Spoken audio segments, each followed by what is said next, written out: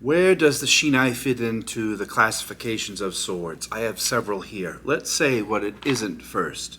Shinai is straight, and a boken or bokuto, same thing as a wooden sword. So this is what we use here at the dojo for most of our kenjutsu training, which are high quality wooden swords with the tsuba guard here. Then you have saburito or saburiken. These are the very heavy boken, which is like a piece of ore.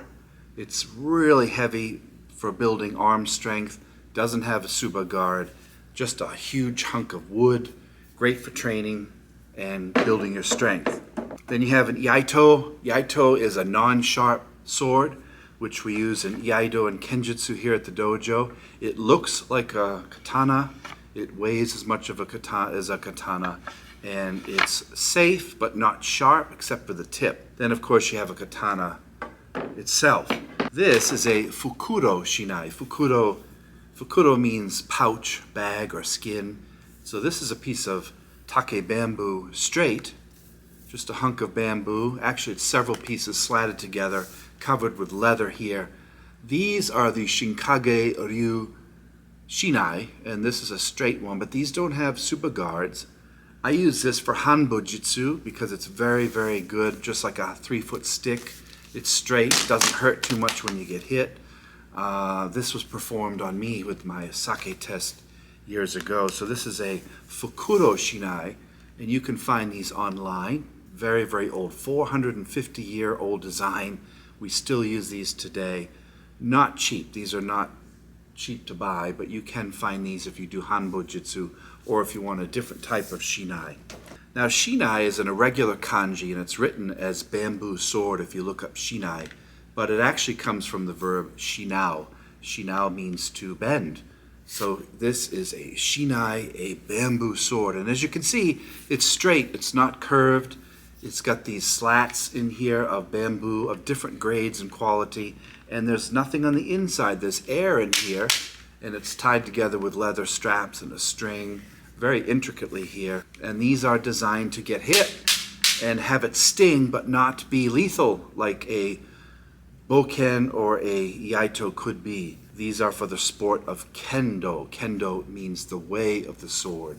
Very different than kenjutsu, which is the art of the sword, which is killing people with the sword. This is more, I don't want to call it just a sport because it's a way of life. It's teaching us principles of using the samurai sword in a competitive style, because there are competitions in kendo, and how to pull out the principles of that practice. Timing, precision, looking for holes in somebody's arguments, things like that. And it's a wonderful activity that you can do around the country. I don't know how many kendo clubs there are. Some universities have it. University of Cincinnati, I think, has one, and a couple of schools teach it. But it's more prevalent, of course, in Japan and many other countries in Europe. America hasn't really caught on too much, so to find a kendo club in your area might be difficult. But again, Google is our friend. If you look under Google for kendo clubs in my area, you might be surprised on what you find. Now, there are different lengths and sizes of shinai. Nobutsuna of the Shinkage Ryu started using these many, many years ago.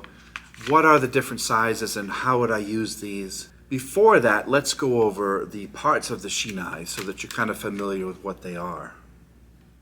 All right, we have many different shinai here, many different types, many different lengths, and you can see by the ska, this is the handle, different lengths. This is a short one, and longer ones on the fukuro, etc. These handles can be covered with linen if they're cheap, or even high quality leather if it's a higher quality shinai. Interestingly enough, the leather is sewn upside down so you have a better grip, so the leather is backwards on these. These rubber things are called the tsubadome, which is kind of a little washer that you assemble the sword with, and it holds the guard up here.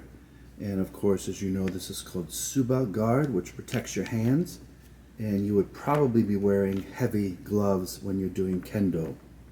You can see here we have the suru. Suru is the string that holds it together, and you want the suru upwards. This is the mune, the spine of the sword. So if you're going to fight with these, keep the string up high. It won't get caught on somebody. And as you can see, the bamboo is tapered and there are 4 slats. 1, 2, 3, 4. And inside, if I put my fingers here, is hollow. So it's hollow inside, held together by the leather and the string to help with impact. This has a nice taper to it. This is the nakayui, which is another piece of leather or strapping here, which keeps the string tied and also keeps the bamboo together. The monouchi, which is this part, is where you hit with most of your strikes. And the sword continues down to the sakigawa. The sakigawa is this part, which is the leather cover, which keeps your eye from being poked out. Very well protected here. And the kensen is the tip here. This is where a lot of the strikes are done. What size shinai should I get? Well, that depends on your height, weight, etc., age, all these things. How strong are you? These are not heavy by any means, but they can be weighted differently, depending on the quality of the weapon. General rules. Now, these are general rules. You'll have to be specific to your school style. And if you do Kendo, they're going to tell you what the weights and the lengths are as far as rules and things like that. If you're around 10 to 15 years old, get a size 37. If you're 15 to 18, get a 38.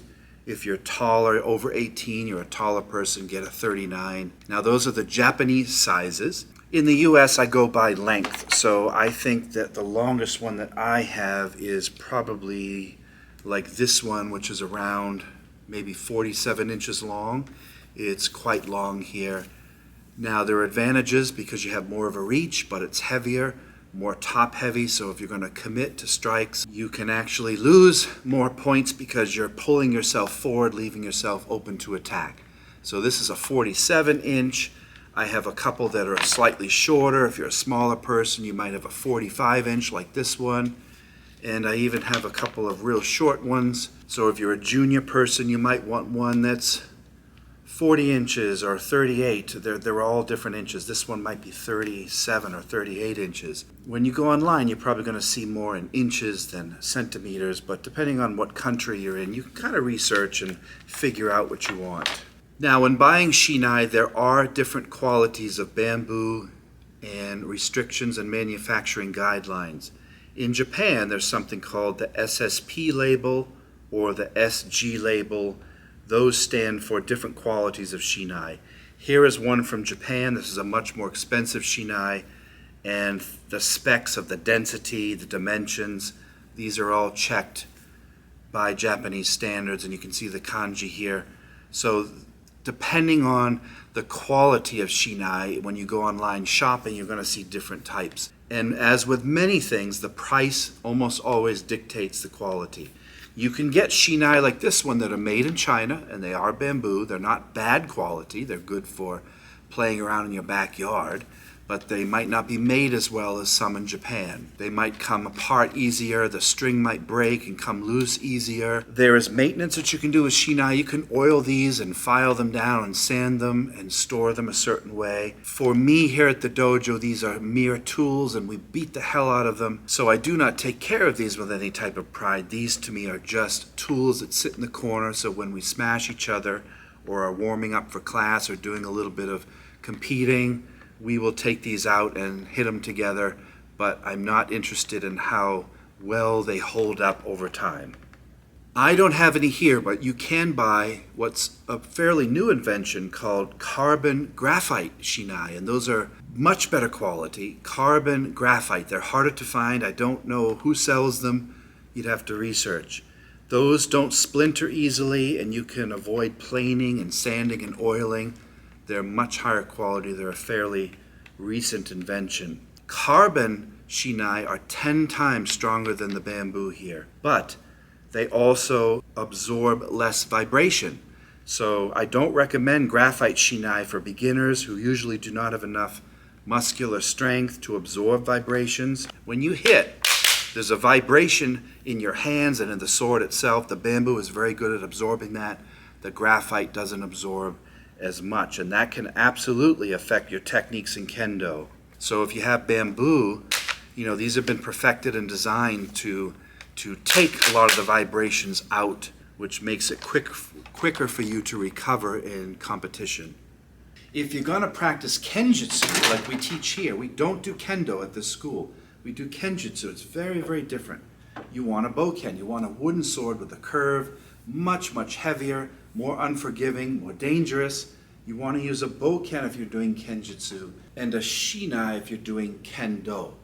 If you're going to get into Iaido, the art of drawing the sword, or Kenjutsu proper, you can get an Iaito sword, much more realistic, like a katana, much more expensive, much more dangerous.